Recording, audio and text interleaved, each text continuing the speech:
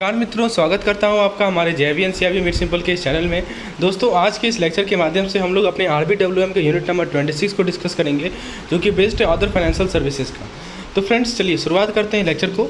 सबसे पहले देखते हैं कि थर्ड पार्टी प्रोडक्ट का डिस्ट्रीब्यूशन, कौन कौन से थर्ड पार्टी प्रोडक्ट हैं, उनका डिस्ट्रीब्यूशन कैसे होता है रिटेल बैंकिंग में। तो दोस्तों, बैंक जो है पारा बैंकिंग सर्विस अंडरटेक करती है, या तो डिपार्टमेंटली या सब्सिडरी को सेटअप करके। पारा बैंकिंग एक्टिविटीज़ क्या होता है? Bank assurance, depository service, insurance, mutual fund, credit and debit card, ये सभी बैंकों को हेल्प करते हैं अपने रीच बढ़ाने में। और जो बेसिक फाइनेंशियल सर्विसेज होते हैं, ये ऑफर करते हैं वास्ट सेगमेंट ऑफ पॉपुलेशन को। यानी हमारे पास जो पॉपुलेशन का वास्ट सेगमेंट है, उसे ये सभी बेसिक सर्विस ऑफर की जाती है पारा बैंकिंग एक्टिविटीज़ के माध्यम से। तो दोस्तों, बॉटम लाइन को इम्प्रूव करने के लिए और फायर्स कंपटीशन को फेस करने के लिए बैंक जो है अदर फाइनेंशियल सर्विस पे भी ध्यान रखती है अपने कोर एक्टिविटी के बियॉन्ड। यानी कोर एक्टिविटी के बियॉन्ड जो हमारे अदर फाइनेंशियल सर्विसेज है, इस पर भी बैंक ध्यान रखती है अपने बॉटम लाइन को इम्प्रूव करने के लिए। दोस्तों, तो रिटेल बैंकिंग का प्राइमरली लार्ज कस्टमर बेस पे रिलाई करता है, और ये जो है प्रोडक्ट और सर्विसेज टारगेट करते हैं इस लार्ज कस्टमर बेस को। अलग अलग प्रोडक्ट, अलग अलग सर्विसेज टारगेट करते हैं ताकि इससे प्रॉफिट को डिराइव कर सकें। बैंक के पास लिमिटेशन है कि वो स्पेक्ट्रम जो हमारे पास जो फाइनेंशियल सर्विस नीड की जो स्पेक्ट्रम है, उसको एड्रेस करने में बैंक का लिमिटेशन है, और बैंक केवल बैंकिंग और रेमिटेंस प्रोडक्ट ही अपने कस्टमर को ऑफर कर सकती है। बात करें दोस्तों म्यूचुअल फंड बिजनेस की, तो कस्टमर के पास नीड्स है बियॉन्ड बैंकिंग सर्विसेज। इसके अंदर इंश्योरेंस या दूसरे इन्वेस्टमेंट नीड्स की ज़रूरत है, कस्टमर को रिक्वायरमेंट है, तो वो जो है अलग अलग सर्विस प्रोवाइडर को अप्रोच करते हैं इन सभी नीड्स को फुलफिल करने के लिए। तो बैंक जो है कुछ सर्विसेज को प्रोप्राइटरी मॉडल पे ऑफर कर सकती है, जैसे इंश्योरेंस, म्यूचुअल फंड स्कीम। और दोस्तों, दूसरा चीज़ एजेंसी अरेंजमेंट के थ्रू ऑफर की जा सकती है, ठीक है, रिलेवेंट सर्विस प्रोवाइडर के साथ, क्योंकि कुछ रेगुलेटरी रिस्ट्रिक्शंस हैं। आरबीआई दोस्तों परमिट करती है बैंकों को कि ये सभी सर्विस ऑफर करें कॉर्पोरेट डिस्ट्रीब्यूटर के रूप में काम करके, किसी थर्ड पार्टी प्रोडक्ट के कॉर्पोरेट डिस्ट्रीब्यूटर के रूप में काम करके आरबीआई परमिट करती है बैंकों की ये सभी सर्विस ऑफर करें। कौन कौन सर्विस? तो दोस्तों, मैंने आपको बताया है ऊपर, जो अपना म्यूचुअल फंड है, यहाँ पे देखिए पारा बैंक, जैसे बैंक एश्योरेंस, डिपॉजिटरी सर्विस, ठीक है, तो क्रेडिट एंड ये सब तो बैंक का अपना प्राइमरी सर्विस है। तो आरबीआई का रेगुलेशन है इसके रिगार्डिंग। उसके बाद दोस्तों, जो थर्ड पार्टी प्रोडक्ट डिस्ट्रीब्यूशन है, ये की ड्राइवर है बैंक के रेवेन्यू का, राइट। सो बैंक जो है कॉर्पोरेट एजेंट की तरह काम करती है सर्विस प्रोवाइडर का, और कमीशन रिसीव करती है। जो म्यूचुअल फंड सर्विस प्रोवाइडर हैं, उन सभी के लिए बैंक एक कॉर्पोरेट एजेंट की तरह काम करती है। पब्लिक सेक्टर बैंक भी थर्ड पार्टी डिस्ट्रीब्यूशन में एग्रेसिवली इंटर किए हैं। दोस्तों, ये जो कंसेप्ट है, इसे पारा बैंकिंग कहा जाता है, और इसको आरबीआई के गाइडलाइन के अनुसार रेगुलेट किया जाता है। म्यूचुअल फंड दोस्तों एक कलेक्टिव इन्वेस्टमेंट का फॉर्म है, जो कि इन्वेस्टर का सेविंग को पूल करता है। दोस्तों, जो हमारे एएमसी मैनेज होते हैं, एएमसी क्या होता है? एसेट मैनेजमेंट कंपनीज होती हैं। तो एसेट मैनेजमेंट कंपनी जो है कलेक्टेड मनी को मैनेज करती है और सिक्योरिटीज़ और एसेट में उसे इन्वेस्ट करती है। इन्वेस्टर्स को यूनिट दिया जाता है, इशू किया जाता है उनके इन्वेस्टमेंट के प्रपोर्शन में। तो दोस्तों, जो एएमसीज है, एसेट मैनेजमेंट कंपनीज है, वो सेबी से रजिस्टर्ड होगी, जो कि सेबी क्या करती है? सिक्योरिटीज़ मार्केट को रेगुलेट करती है, और जो म्यूचुअल फंड है भारत में, उसे रेगुलेट करती है कौन? सेबी। दोस्तों, जो यूनिट होल्डर्स होते हैं, वो प्रॉफिट या लॉस शेयर करते हैं अपने इन्वेस्टमेंट के according. So unit holders share profit और loss according to their investment. अब देखिए, ये डायग्राम से आपको क्लियर होगा, जो इन्वेस्टर्स हैं वो अपने पैसा डालते हैं फंड मैनेजर को, फंड मैनेजर सिक्योरिटीज़ में इन्वेस्ट करते हैं, सिक्योरिटीज से रिटर्न मिलता है, और वो रिटर्न वापस पे इन्वेस्टर को चला जाता है। तो ये है म्यूचुअल फंड का स्कीम। म्यूचुअल फंड कैसे काम करता है आप देख सकते हैं, ठीक है। दोस्तों, म्यूचुअल फंड का सेलेंट फीचर क्या है? सबसे पहला फीचर है कि ये जो है फंड मैनेजर के द्वारा प्रोफेशनली मैनेज किया जाता है। इसमें डाइवर्सिफिकेशन होता है रिस्क को स्प्रेड करने का, इकोनॉमीज ऑफ स्केल होता है ट्रांजेक्शन कॉस्ट को लोअर करने का, लिक्विडिटी होती है, इससे म्यूचुअल फंड यूनिट को आप बेच सकते हैं, लिक्विडिटी होती है दोस्तों, और यूनिट्स को खरीदने में सिंप्लिसिटी होती है, आप कम से कम 100 रुपये में भी म्यूचुअल फंड खरीद सकते हैं। उसके बाद दोस्तों वाइड चॉइस होता है, हमारे पास फंड का, स्कीम का बहुत सारा चॉइसेस होते हैं, ठीक है, अलग अलग एसेट क्लास का, जो दोस्तों टैक्स बेनिफिट होता है कुछ कुछ स्कीम में। तो ये सभी सेलेंट फीचर्स हैं हमारे म्यूचुअल फंड का। म्यूचुअल फंड के टाइप की बात करें तो इक्विटी फंड और fixed income fund, money market fund. तो दोस्तों, कभी कभी इन सभी एसेट क्लास का वेरिएंट भी होता है। कुछ ओपन एंडेड फंड होते हैं जिसका कोई मैच्योरिटी डेट नहीं होता है। तो कुछ ओपन एंडेड फंड है, इसका यूनिट को आप बेच सकते हैं, खरीद सकते हैं एएमसी से। दोस्तों, म्यूचुअल फंड स्कीम के कैटेगराइजेशन की बात करें तो जो म्यूचुअल फंड ट्रांजैक्शन होता है दोस्तों, उसका जो प्राइसिंग होता है वो नेट एसेट वैल्यू पे बेस्ड होता है, एनएवी। हर एक फंड का अपना एक एनएवी होता है दोस्तों, एनएवी का फुल फॉर्म है net asset value. So mutual fund transaction का जो प्राइसेस है वो एनएवी पे बेस्ड होता है। एनएवी क्या होता है? Net asset value. सो देखिए, एक होता है ओपन एंडेड फंड जिसमें कोई मैच्योरिटी डेट नहीं होता है। एक होता है क्लोज एंडेड फंड, जो कि स्पेसिफिक पीरियड के लिए ऑपरेट होते हैं और मैच्योरिटी डेट तक जितने भी यूनिट्स हैं सारे यूनिट्स को रिडीम कर लिया जाता है। जैसे मैच्योर होगा तो आपका जितना भी जो भी उस दिन का NAV है उसके अकॉर्डिंगली आपको रिडीम्सन आपके अकाउंट में आ जाएगा। दोस्तों इंटरवल फंड भी है क्लोज, देखिए एक तो मैंने आपको ओपन एंडेड फंड बताया, एक आपको मैंने क्लोज एंडेड फंड बताया, एक होता है दोस्तों इंटरवल फंड। इंटरवल फंड भी क्लोज एंड फंड से सिमिलर होते हैं और इनका भी फिक्स्ड इन्वेस्टमेंट टेन्योर होता है, लेकिन दोस्तों स्पेसिफाइड पीरियड के दौरान आप इसे रिडीम कर सकते हैं during specified period at NAV। तो इंटरवल फंड भी जो है क्लोज एंडेड फंड से सिमिलर होता है और इनका भी फिक्स्ड इन्वेस्टमेंट टेन्योर होता है। दोस्तों म्यूचुअल फंड स्कीम को आप इक्विटी, डेब्ट, हाइब्रिड और सॉल्यूशन ओरिएंटेड स्कीम में क्लासीफाई कर सकते हैं। जो हमारे इक्विटी स्कीम्स होते हैं वो शेयर में इन्वेस्ट करते हैं, स्टॉक में इन्वेस्ट करते हैं और इनको लॉन्ग टर्म कैपिटल ग्रोथ चाहिए with some income. Equity scheme दोस्तों हमारे म्यूचुअल फंड का लार्जेस्ट कैटेगरी को रिप्रेजेंट करता है। अब जरा बात करते हैं दोस्तों बैंक के द्वारा कौन कौन से म्यूचुअल फंड बिजनेस किए जाते हैं। दोस्तों इक्विटी फंड का अलग अलग तरह के होते हैं इन्वेस्टमेंट के ऑब्जेक्टिव पे बेसिस पे, जैसे large cap, mid cap, small cap. दोस्तों जो डेप्ट स्कीम होते हैं, जो डेप्ट इंस्ट्रूमेंट में इन्वेस्ट करते हैं अलग अलग मैच्योरिटीज़ के रेगुलर इनकम में। देखिए कुछ जो म्यूचुअल फंड स्कीम होते हैं ना वो डेप्ट स्कीम होते हैं जो कि डेप्ट इंस्ट्रूमेंट में इन्वेस्ट करते हैं अलग अलग मैच्योरिटीज़ के। हाइब्रिड स्कीम के अंदर क्या होता है दोस्तों, इक्विटी में भी इन्वेस्ट होगा, डेप्ट में भी इन्वेस्ट होगा। इक्विटी का मतलब हुआ कि आपका शेयर मार्केट में इन्वेस्ट हो रहा है, डेप्ट का मतलब हुआ कि आपके डेप्ट मार्केट में इन्वेस्ट हो रहा है। डेप्ट मार्केट आप समझते हैं ना दोस्तों, जैसे बॉन्ड्स हो गया, डिवेंचर्स हो गया, ये सभी हमारे डेप्ट मार्केट के पार्ट हैं। और कुछ हाइब्रिड स्कीम होता है दोस्तों जिसमें इक्विटी भी आता है, डेप्ट भी आता है, राइट। दोस्तों कुछ स्कीम सॉल्यूशन ओरिएंटेड स्कीम होते हैं, इनका स्पेसिफाइड लॉक इन पीरियड रहता है। जैसे मान लीजिए कि रिटायरमेंट हो जाएगा, चिल्ड्रंस के एजुकेशन फंड के लिए, ये सभी सॉल्यूशन ओरिएंटेड स्कीम है। दोस्तों ये जो म्यूचुअल फंड का डिस्ट्रीब्यूशन है बैंक के द्वारा, ये की एलिमेंट है उनके फ़ी बेस्ड डिस्ट्रीब्यूशन मॉडल का। यानी बैंक का जो फ़ी बेस्ड डिस्ट्रीब्यूशन मॉडल है इसका की एलिमेंट है हमारा mutual fund distribution. Mutual banking, दोस्तों ध्यान दीजिएगा, म्यूचुअल बैंकिंग एक नया कॉन्सेप्ट है जो कि प्रोडक्ट और सर्विसेज ऑफर करती है कस्टमर को, जो कि म्यूचुअल फंड प्रोडक्ट को अवेल करते हैं बैंक के माध्यम से। यानी जो भी कस्टमर म्यूचुअल फंड प्रोडक्ट को बैंक के माध्यम से अवेल करते हैं उनको म्यूचुअल बैंकिंग का नया कंसेप्ट ऑफर किया जाता है। इसमें प्रोडक्ट और सर्विसेज दोनों दी जाती हैं। दोस्तों हमारे जो म्यूचुअल फंड डिस्ट्रीब्यूशन होते हैं ये फ़ी बेस्ड, बैंक का जो फ़ी बेस्ड इनकम है उसको ऑगमेंट करने का अच्छा स्कोप है। देखिए दोस्तों बैंक का दो तरह का इंटरेस्ट होता है, एक तो फ़ी अर्न करती है और एक इंटरेस्ट अर्न करती है। तो इंटरेस्ट तो ठीक है, जो लोन दी उस पर जो इंटरेस्ट ब्याज मिला, ठीक है, वो अर्निंग हुआ। एक फ़ी बेस्ड इनकम ही म्यूचुअल फंड का सबसे बड़ा स्कोप है। और दोस्तों this is also a part of para banking. दोस्तों upfront commission, trail commission, mobilisation incentives, special incentives, collection charge, ये सभी इनकम ट्रिगर्स हैं नए फंड के ऑफर के लिए। बैंक्स के पास पोटेंशियल है कि वो अपने रिटेल साइड को, इन्वेस्टर के रिटेल साइड को इम्प्रूव कर सकते हैं म्यूचुअल फंड के माध्यम से। बैंक जो है लुक्रेटिव रिटेल बेस देती है म्यूचुअल फंड के लिए टाई अप के माध्यम से। बैंक के फ्रंटलाइन जो स्टाफ होते हैं वो रेडीमेड मार्केटर्स होते हैं, right. They market there mutual fund products. दोस्तों यदि 10% स्ट्राइक रेट भी रहेगा ना टारगेटेड कस्टमर में, वो huge volume of mutual fund में ट्रांसलेट हो जाता है ताकि इनकैश करा सकें। और डेटाबेस को दोस्तों यूज कर सकते हैं आप एक्सपीरियंस मार्केटिंग के लिए, प्रोडक्ट को क्रिएशन के लिए, सेगमेंट के बेसिस पे। बैंक जिसकी मल्टीपल टाई अप रहती है वो डिसाइड करती है कि अलग अलग म्यूचुअल फंड का क्या प्रोडक्ट होगा अपने कस्टमर सेगमेंट के बेसिस पे और टाइम प्रेफरेंस के बेसिस पे। दोस्तों म्यूचुअल फंड में जो इन्वेस्टमेंट होता है वो कस्टमर को एक अपॉर्चुनिटी देता है कि वो वेल्थ क्रिएट कर सके और कस्टमर का जो रिस्क एपेटाइट है उसमें फैक्टर कर सकें। दोस्तों इंटरनल सेल्स स्टाफ का राइट सिलेक्शन और एक्सटर्नल कस्टमर का टारगेटिंग, ये जो डिस्ट्रीब्यूशन मॉडल को इफेक्टिव बना देता है। बैंक जो है डिस्ट्रीब्यूशन डिज़ाइन को ड्रॉ करती है किसके बेसिस पे, म्यूचुअल फंड के ब्रांड इक्विटी के बेसिस पे। दोस्तों अब बात करते हैं कि आरबीआई का क्या गाइडलाइंस है म्यूचुअल फंड बिजनेस में। एक graded geography strategy is important for successful mutual fund distribution.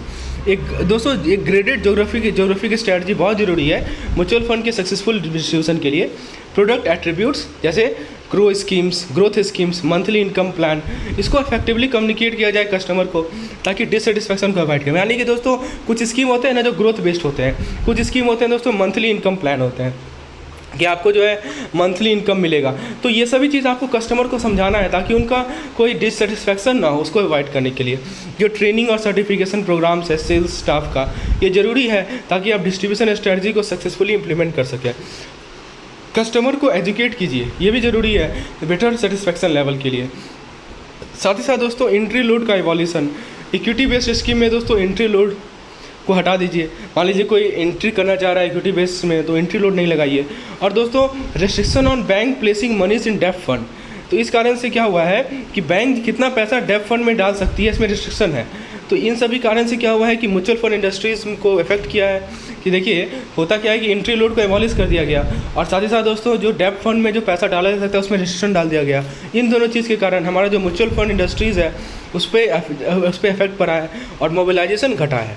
Bank जो है अपने कमीशन को जो अर्न करती है, ठीक है, वो उसको ऑफसेट कर सकती है बाय इम्प्रूविंग वॉल्यूम्स, ठीक है। तो वॉल्यूम बढ़ा दे, बहुत लोगों तक ये उसको बहुत लोगों को जोड़े, वॉल्यूम बढ़ाने का मतलब यही हुआ। तो इस प्रकार से जो कमीशन है उसे घटा सकती है। तो आरबीआई का गाइडलाइन क्या कहता है कि बैंक जो है म्यूचुअल फंड बिजनेस में नहीं पार्टिसिपेट कर सकती किसी रिस्क पार्टिसिपेशन से एक्सेप्ट थ्रू सब्सिडरी। यानी दोस्तों इसके लिए बैंक एक सब्सिडरी, एक जॉइंट वेंचर को बना सकती है, ठीक है, उस तरह से वो म्यूचुअल फंड बिजनेस में आ सकती है। लेकिन म्यूचुअल फंड रिस्क पार्टिसिपेशन के साथ नहीं कर सकती।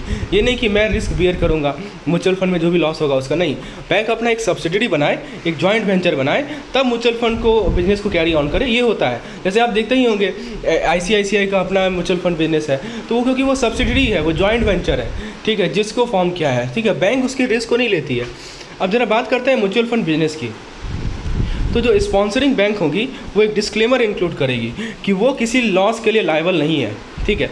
म्यूचुअल फंड स्कीम से जो भी लॉस आएगा उसके लिए बैंक जो है लायबल नहीं है, ये डिस्क्लेमर होगा। और जो भी बैंक एजेंसी बिजनेस करती है म्यूचुअल फंड का, मान लीजिए कोई म्यूचुअल फंड कंपनीज है, उसका एजेंसी बिजनेस, उसके एजेंट के रूप में बैंक काम कर रही है, उसमें कुछ कंडीशन होता है कि जैसे जो एप्लीकेशन रहेगा उससे म्यूचुअल फंड को ट्रांसफ़र करेगी, रजिस्ट्रार को ट्रांसफ़र करेगी या ट्रांसफ़र एजेंट को ट्रांसफ़र करेगी, ठीक है। और कोई एश्योर्ड रिटर्न गारंटी नहीं करेगी, ये नहीं बोलेगी कि मैं 8% रिटर्न आपको दूंगा, this is not possible. Insurance business, चलिए म्यूचुअल फंड से आप समझ गए बात को, म्यूचुअल फंड के टाइप क्या होते हैं, क्या क्या रिस्ट्रिक्शन है। अब म्यूचुअल फंड से हम लोग नेक्स्ट टॉपिक पे आते हैं जो कि है हमारा insurance business.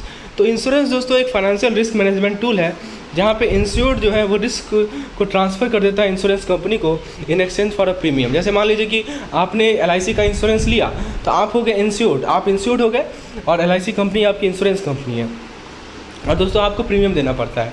Insurance policies contract होता है पॉलिसी होल्डर के बीच में और इंश्योरेंस कंपनी के बीच में, ठीक है, वो अलग अलग तरह के होते हैं। तो दोस्तों जो ब्रॉड कैटेगरी होता है इंश्योरेंस का, उसके अंदर health, life, asset, business, travel insurance, ये सभी होते हैं। दोस्तों मार्केट का जो डीरेगुलेशन हुआ, इस कारण से क्या हुआ कि इंश्योरेंस ट्रेड जो है भारत में एडवांस हो गया और एंट्री फ्री ओपन मार्केट हो गया एंट्री के लिए। हेल्थ इंश्योरेंस एक कॉन्ट्रैक्ट होता है इंश्योरेंस कंपनी और इंश्योर्ड पर्सन के बीच में कि मेडिकल कॉस्ट को कवर किया जाएगा। जो भी medical cost illness, injuries, surgeries या दूसरे मेडिकल कॉम्प्लिकेशन के कारण आते हैं, उसे हेल्थ इंश्योरेंस के अंदर कवर किया जाता है। हेल्थ इंश्योरेंस एक फास्टेस्ट ग्रोइंग सेगमेंट है नॉन लाइफ इंश्योरेंस इंडस्ट्रीज़ का, क्योंकि दोस्तों हेल्थ कवरेज का डिमांड बहुत ज़्यादा बढ़ गया है।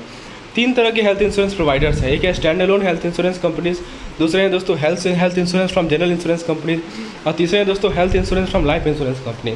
तो 3 तरह के हेल्थ इंश्योरेंस प्रोवाइडर होते हैं, स्टैंड अलोन, दूसरा होता है हेल्थ इंश्योरेंस फ्रॉम GICs और तीसरा होता है दोस्तों हेल्थ इंश्योरेंस फ्रॉम LICs। याद रखिएगा, स्टैंड अलोन, GIC, LIC।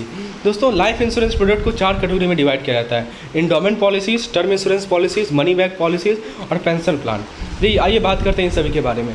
दोस्तों इंडोमेंट पॉलिसी क्या होता है कि आपको एक लमसम दे देता है कुछ समय के बाद आपके डेथ होने पे, या तो कुछ समय के बाद दे देगा या डेथ होने के बाद आपको एक लमसम अमाउंट दे देगा, ठीक है। लेकिन जो टर्म इंश्योरेंस पॉलिसी होता है दोस्तों, वो मॉनेटरी बेनिफिट प्रोवाइड करता है, किसी बेनिफिशियरी को प्रोवाइड करेगा।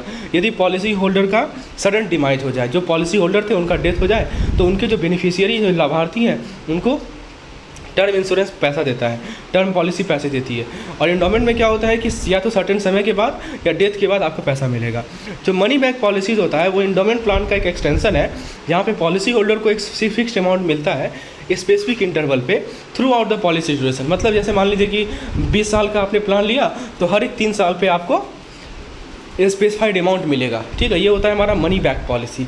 तो दोस्तों 3 तरह का आपको मैंने समझाया कि LIC पॉलिसी 3 तरह के होते हैं, इंडोमेंट, टर्म इंश्योरेंस और मनी बैक, और एक पेंशन प्लान होता है, 4 तरह के होते हैं। तो आपको अंतर समझ में आ रहा है ना। इंडोमेंट में क्या बताया आपको, टर्म इंश्योरेंस में क्या, टर्म इंश्योरेंस में जब डेथ हो जाएगा तभी मिलेगा, ठीक है। और मनी बैक में क्या होता है, स्पेसिफिक पीरियड में आपको मिलता है। पेंशन प्लान सीनियर सिटीजन के लिए होता है और जो कि सिक्योर फ्यूचर के लिए प्लान कर रहे हैं। दोस्तों ये था हमारा लाइफ इंश्योरेंस। जनरल इंश्योरेंस के अंदर ऐसा कोई भी इंश्योरेंस कवर होता है जो कि लाइफ इंश्योरेंस में कवर नहीं है। इसके अंदर हो सकता है कि फायर के अगेंस्ट आप इंश्योरेंस करवा रहे हैं, बलगरी के अगेंस्ट, पर्सनल इंश्योरेंस के अगेंस्ट। दोस्तों इंश्योरेंस एक बहुत ही क्रूशियल एस्पेक्ट है फाइनेंशियल सिक्योरिटी का और इंडिविजुअल और इकोनॉमिक स्टेबिलिटी का। हमारा जो IRDAI है, insurance regulatory and development authority, ये रेगुलेटरी बॉडी है इंश्योरेंस सेक्टर का। बहुत सारे मूवेबल और इमूवेबल एसेट को इंश्योर किया जा सकता है। इसके अंदर व्हीकल्स, मशीनरी, लाइव स्टॉक सबके सब आते हैं। भारत में जो बैंक है वो इंश्योरेंस ब्रोकर की तरह काम करती है, लेकिन इंश्योरेंस बिजनेस वो नहीं कर सकती, ठीक है, रिस्क पार्टिसिपेशन के साथ। जैसे मैंने म्यूचुअल फंड में बताया था ना कि म्यूचुअल फंड भी डायरेक्टली बैंक में इंगेज नहीं कर सकती रिस्क पार्टिसिपेशन के साथ, उसी तरह दोस्तों इंश्योरेंस ब्रोकर की तरह बैंक काम करती है लेकिन डायरेक्टली इंगेज नहीं कर सकती। बैंक जो है इंश्योरेंस बिजनेस रिस्क पार्टिसिपेशन के साथ कर सकती है, लेकिन उसके लिए उसे सब्सिडी बनाना पड़ेगा या जॉइंट वेंचर बनाना पड़ेगा उस पर्पज़ के लिए।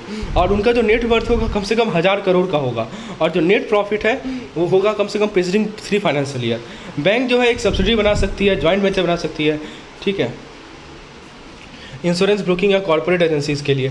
तो देखिए रिस्क पार्टिसिपेशन के लिए 1000 करोड़, ठीक है, और जॉइंट वेंचर बनाएगी मिनिमम नेटवर्थ का 500 करोड़ का। तो bank insurance broking service departmentally offer कर सकती है कुछ कंडीशन के साथ। बैंक के पास बोर्ड अप्रूव्ड पॉलिसी होगा इंश्योरेंस डिस्ट्रीब्यूशन के लिए, कस्टमर अप्रोप्रिएटनेस के लिए, सुटेबिलिटी के लिए और ग्रीवियंस रिड्रेसल के लिए। बैंक जो है लाइसेंस लेगी IRDA से ब्रोकिंग बिजनेस के लिए और एक नॉन रिफंडेबल डिपॉजिट और एनुअल फ़ी पे करेगी। दोस्तों 25 लाख का डिपॉजिट जो है इंश्योरेंस ब्रोकर को मेंटेन किया जाएगा। एक्चुअली ये 250 नहीं है दोस्तों, 25 है, वो गलती से आगे 0 लिखा गया है। लेट मी करेक्ट इट, मैं इसे PDF में करेक्ट कर दूँगा।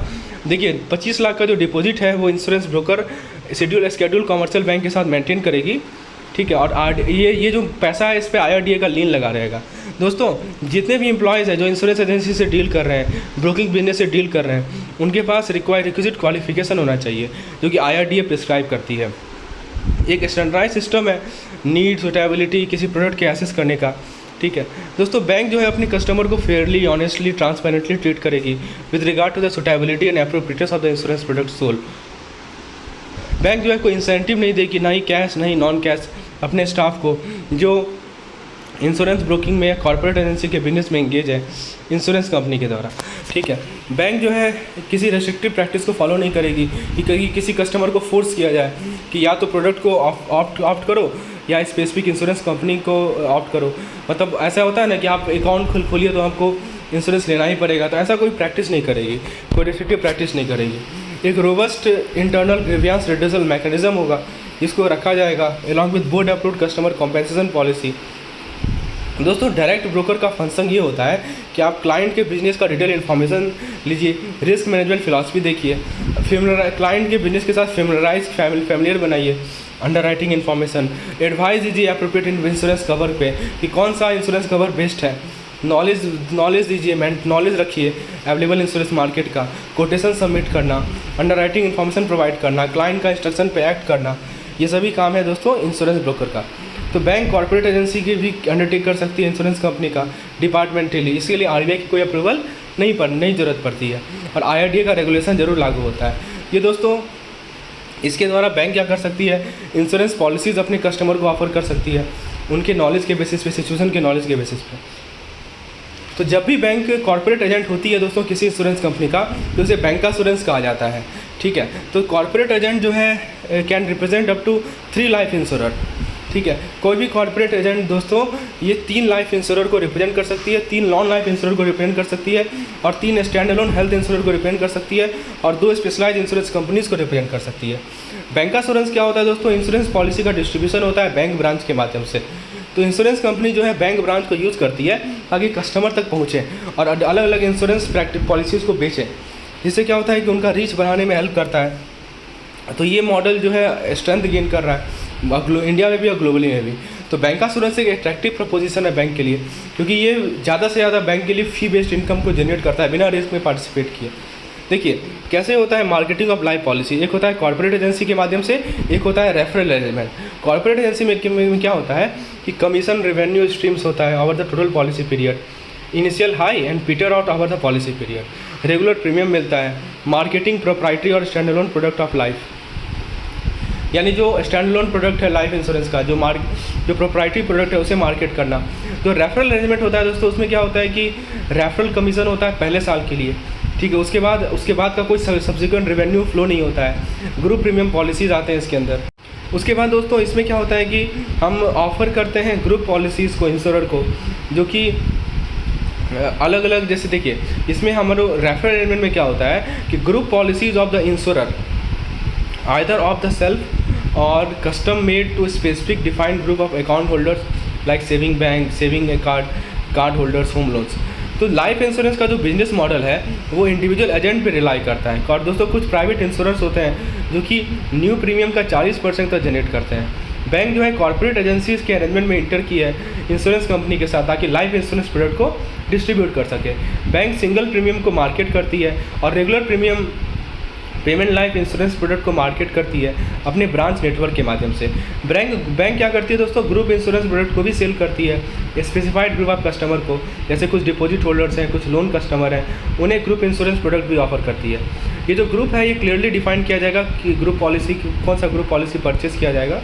दोस्तों कुछ नॉन लाइफ इंश्योरेंस प्रोडक्ट है जो कि बैंक डिस्ट्रीब्यूट करती है। जैसे ग्रुप इंश्योरेंस प्रोडक्ट जो है लाइफ इंश्योरर के द्वारा ऑफर किया जाता है होमोजेनस और क्लियरली डिफाइंड ग्रुप को। बैंक जो है group insurance cover bank offer करती है ग्रुप इंश्योरेंस कवर अपने कस्टमर को as value addition to their product offering. यानी मान लीजिए कि सेविंग बैंक खोलने आया, कार्ड लेने आया, तो एक चलो ग्रुप इंश्योरेंस भी ले लो, तो ये वैल्यू एडेड प्रोडक्ट होता है। ग्रुप कवर दोस्तों ऑफर किया जाता है जैसे एक ग्रुप मेंबर के लाइफ को कवर करने के लिए, जो कि जिन्होंने स्पेसिफाइड प्रोडक्ट लिया है बैंक से। बैंक के पास 2 तरह के ग्रुप कवर होते हैं, एक होता है सिंपल फिक्स्ड कवर, एक होता है dynamic cover for borrower account. दोस्तों ये जो प्रीमियम पेमेंट है कवर का वो एनुअल या सिंगल प्रीमियम मोड होता है, साल में एक बार लगेगा या सिंगल पे प्रीमियम होगा। बैंक जो है कवर प्रोवाइड करती है as a tagged facility value enhancement of the product और कस्टमर सेटिस्फैक्शन को एलिवेट करने के लिए। दोस्तों जो हमारे इनकम पोटेंशियल है ग्रुप कवर में वो अट्रैक्टिव होते हैं। क्यों? क्योंकि वो अट्रैक्टिव इसलिए होते हैं दोस्तों क्योंकि बैंक जो है मार्केटिंग एक्सपेंस को रिम्बर्स करती है। लगभग 10 से 15% जो प्रीमियम जो आया है उसका एक्सपेंस को रिम्बर्स करती है बैंक। और बैंक जो है entire spectrum of non life insurance product को ऑफर करती है। ये हमारा नॉन लाइफ इंश्योरेंस प्रोडक्ट है। जो हमारा नॉन लाइफ कवर होता है दोस्तों वो बिल्डिंग, मशीनरी, स्टॉक, फ्लीट, इन सभी को कवर करने के लिए होता है। बैंक के पास एक कैप्टिव मार्केट है इंश्योरेंस प्रीमियम को जनरेट करने का from their borrowing customer through proper soliciting of business. दोस्तों ये था हमारा पार्ट 1 ऑफ द लेक्चर। इसमें हमने life insurance policies, non life insurance policies, bank का क्या रोल है, म्यूचुअल फंड में बैंक का क्या रोल है, इन सभी को डिस्कशन किया। नेक्स्ट लेक्चर में दोस्तों हम लोग कुछ सिक्योरिटी इंश्योरेंस स्कीम के बारे में बात करेंगे, जैसे प्रधानमंत्री जीवन ज्योति बीमा योजना और भी योजना के बारे में बात करेंगे। धन्यवाद।